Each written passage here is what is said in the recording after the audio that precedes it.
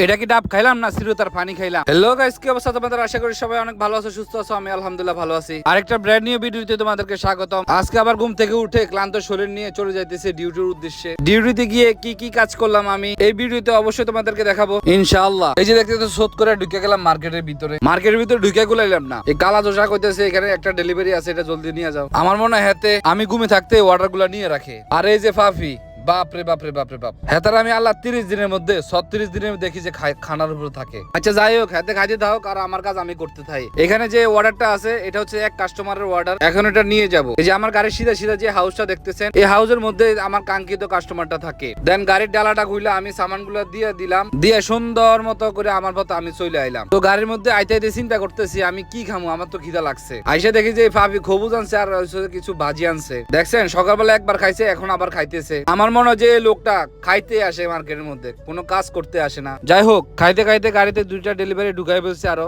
এই যে first delivery দিয়ে দিলাম, এই যে পানিগুলো দেখতেছেন এটা হচ্ছে সেকেন্ড ডেলিভারি। তারপরে সেকেন্ড ডেলিভারিও দিয়ে দিলাম ইনশাআল্লাহ। সেকেন্ড ডেলিভারি দিয়ে আসার পরে মার্কেটে ঢুকলাম, চিন্তা করলাম একটা ডাব খাবো। যেই টাকা দিয়ে ডাব কিনলাম এই পুরো টাকায় আমার জলে গেছে। আরে জলে তো যায় নাই, ময়লার ডাব পাই গেছে।